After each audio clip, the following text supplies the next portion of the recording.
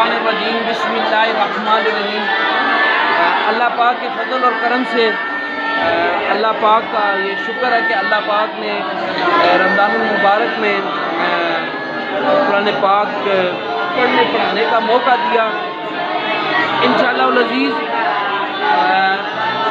जल्दी हिफ़्ज़ के जो मामलात हैं वो आप लोगों को समझ में आ जाएंगे कि तलबाए किराम को हिफ़्ज़ कैसे करवाया जाता है और इसके अंदर क्या कुछ शेड्यूल होता है और क्या कुछ मामलात हैं, क्या कुछ परेशानियाँ होती हैं, क्या कुछ सहूलियात वगैरह होती हैं। ये तमाम जो मामलात हैं ये आपको समझ में आ जाएंगे।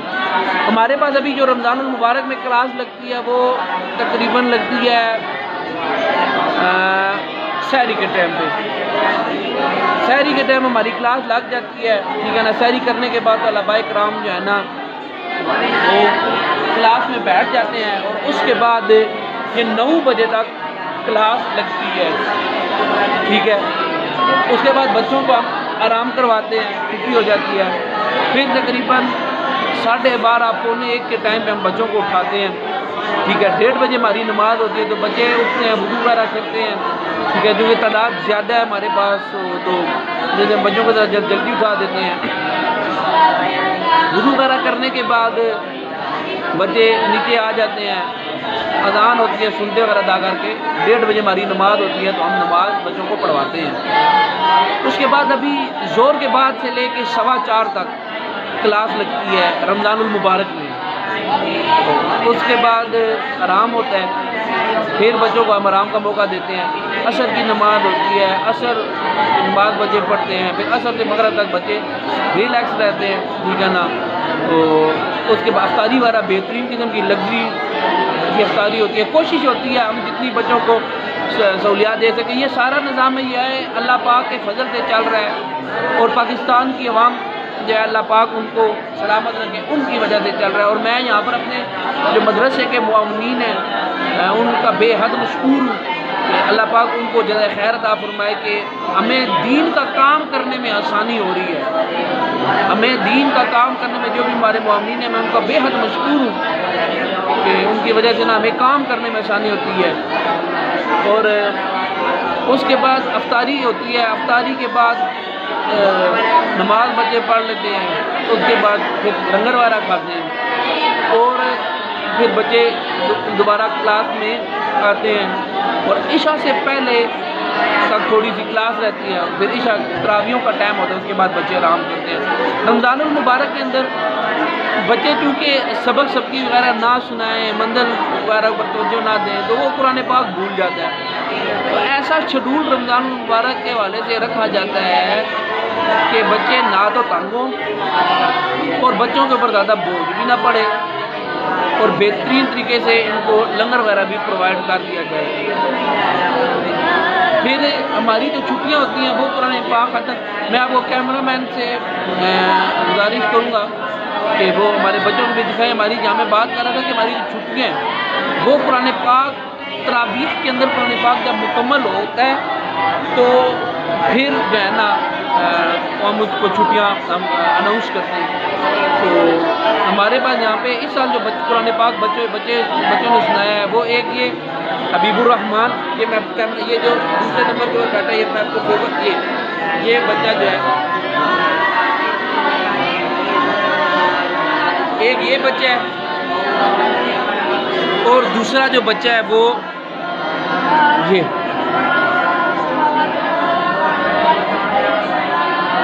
ये जो आपकी ये जो सिल्वर कलर के कपड़े जिस बच्चे ने पहने हैं तो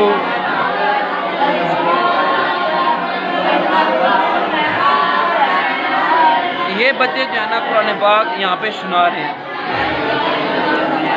हिफ़्ज़ करना और उस लाइन के ऊपर चलाना ये एक इतना बड़ा अनथक मेहनत वाला काम है, ठीक है। और ऐसा नहीं है कि ये किया ना जा सके, ये मुमकिन है। ये हर शख्स के लिए, हर मुसलमान के लिए मुमकिन है कि हिफ़्ज़ वो कर सके। एक तो सबसे पहली चीज़ देखी जाती है शौक़। अच्छा, शौक़ जो होता है ना अमूमन ज़्यादातर 90% बच्चों में शौक़ नहीं होता, उनके अंदर शौक़ को पैदा करना पड़ता है। उनको ये चीज़ समझानी पड़ती है कि बेटा आपके अंदर सलाहियत मौजूद है। वो ये उस्ताद पर, टीचर का काम होता है कि ये उसके अंदर सलाहियत को उजागर करे, उसको समझाए। इस काम के अंदर थोड़ा टाइम लग जाता है, क्योंकि बच्चे होते हैं वो अपने अच्छे बुरे को नहीं समझ सकते। तो ये उस्ताद का काम होता है, टीचर का काम होता है कि उसको समझाए और उसको अमली तौर पर करवाए और उसको बच्चे को भी समझ में आए कि मेरी तरक्की हो रही है, ठीक है ना। गाय बगाए हौसला अफजाई भी करता रहे। तो अल्लाह पाक के फजल और करम से ये अन्य था तो मेहनत वाला काम को जो है ना आसान तरीके से जो है ना पेश करके बच्चों को सिखलाना, बच्चों की और इस चीज़ में उनको माहिर बनाना, ये एक अच्छे उस्ताद की जिम्मेदारी भी होती है। हमारा रमज़ान मुबारक के अलावा जो शेड्यूल है वो ये है कि हमारी जो क्लास है वो अगर हमारी नमाज हो रही है 4:30 बजे तो हम बच्चों को तकरीबन उठा देते हैं, 3:45 बजे तक उठा देते हैं। बच्चे उठते हैं, वुज़ू वगैरह करते हैं और उसके बाद हमारा नमाज पढ़ी, नमाज के बाद हमारी क्लास शुरू हो जाती है, ठीक है। नमाज के बाद हमारी क्लास शुरू हो जाती है। इसी तरीके से फिर बच्चों को 7:30 बजे नाश्ते की छुट्टी हो जाती है।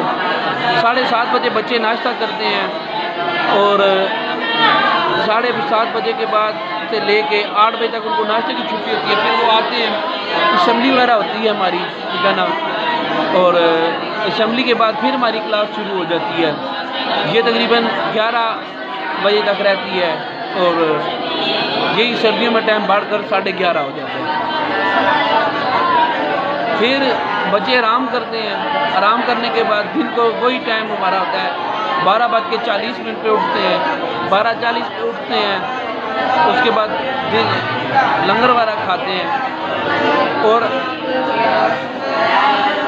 वुज़ू वगैरह करके मदरसा में आ जाते हैं और उसके बाद नमाज पढ़ी और नमाज के बाद जोर के बाद क्लास शुरू हो जाती है। जो जोर से लेकर असर तक है हमारी क्लास रहती है। जोर से लेकर असर तक हम बच्चों को मंजिल याद करने का टाइम देते हैं, मंजिल हम याद करवाते हैं। उस पर बच्चों को बिल्कुल हम सबक नहीं याद करने देते, मंजिल ही याद करवाते हैं। जब जोर से लेकर असर तक बच्चा अच्छे तरीके से मंजिल को याद कर लेता है तो उसके बाद अल्लाह पाक के फजल और करम से उसे आसानी मंजिल सुना भी सकता है। फिर असर से मगरिब तक बच्चों को रिलैक्स का टाइम होता है। बच्चों की केयर के लिए, बच्चों की हिफाजत के लिए हम बच्चों को मदरसे से बाहर नहीं जाने देते, मदरसे में रखते। कोशिश होती है कि मदरसे का अल्हम्दुलिल्लाह हमारा ये फ्रेंडली माहौल होता है बच्चों के साथ, तो ऐसा वो सिस्टम नहीं होता। लेकिन ऐसा माहौल भी नहीं होता कि बच्चा पढ़े ही ना। बच्चा जिस मकसद के लिए आया है तो बच्चा वो उस मकसद में लाजमी कामयाब हो। तो अल्लाह पाक के फजल और करम से हमारा ये शेड्यूल होता है। फिर मगरिब से इशा के दौरान बच्चे को हम सब नादरा मुताला जिसको बोलते हैं, नादरा बच्चे को देते हैं। वो एक बच्चे से मुताला सुना जाता है और वो सुनना भी चाहिए। उसके बाद ये होता है कि अगर मुताला ना बच्चे से सुना जाए तो बच्चे को सुबह सबक में गलतियाँ आती हैं, तो फिर बच्चा मुताला याद करता है और मुताले के बाद जो है ना हमारी इशा तक क्लास रहती है।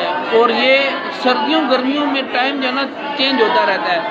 9 बजे तक जो है ना हमारी क्लास जाती है। आप ये बात ध्यान में रखें, 9 बजे तक हमारी क्लास लाजमी रहती है। हिफाजत के जो शेड्यूल हैं वो हर उस्ताद के अपने शेड्यूल होते हैं। हमारा जो शेड्यूल है वो पुराने कारियों के ऊपर हम चल रहे हैं। पुराने जो उस्ताद हैं, पुराने साज़े कराम हैं, उनके शेड्यूल के मुताबिक जो है ना, मैं अपनी बात कर रहा हूँ, हम पुराने उस्तादों के मुताबिक चलते हैं। और बकाया इसमें जो कामयाबी है वो अल्लाह तवज्जल की तरफ से होती है। कामयाब तो अल्लाह तवज्जल करते हैं। हम दुआ करते हैं तो अल्लाह ताला भाई कराम के लिए कि अल्लाह पाक इनको कामयाब करे और अल्लाह पाक इनके जो है ना हौसलों को भी बुलंद करे। बकाया मदारस के जो निज़ाम है वो अल्लाह पाक के फजल और करम से चलते हैं, ठीक है ना। आप अहबाब के तावन से हमारे मदरसा चल रहा है। अल्लाह पाक हमारे जो मुअम्मिनीन हैं उनको दारैन की सातें नसीब करे। अल्लाह पाक उनके जो अज़ीज़ व क़ारब है जो फोत हो चुके, अल्लाह पाक उनको जन्नतुल फिरदौस में आला जगह अता फरमाए। हुज़ूर पाक सल्लल्लाहु तआला अलैहि वसल्लम ने सच्ची और पक्की मोहब्बत को उनके नसीब करे। तो हमें भी तो ये चीज़ है, बच्चे को पढ़ाने का जो शेड्यूल है वो है हमारा कायदे का, ठीक है ना। कायदे से बच्चे को पढ़ाते हैं। पहले तलफ़्फ़ुज़ तजवीद वगैरह जो है ना, उनको तजवीद एक होता है तजवीद का थ्योरी, एक होता है तजवीद का प्रैक्टिकल।